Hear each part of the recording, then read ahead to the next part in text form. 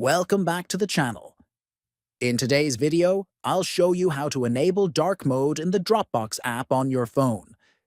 If you prefer using apps with a darker theme to reduce eye strain or save battery life, this guide will walk you through the entire process quickly and easily.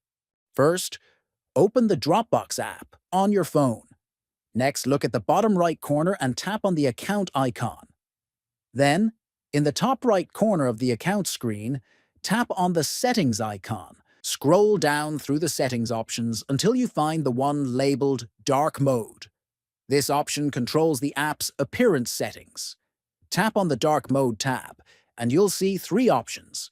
Simply select the option that says Always Dark. Your Dropbox app will now switch to a dark background and stay that way every time you open it, unless you change it back. That's it for today's video. Now you know how to enable dark mode in Dropbox in just a few simple steps. Thanks for watching, and see you in the next one.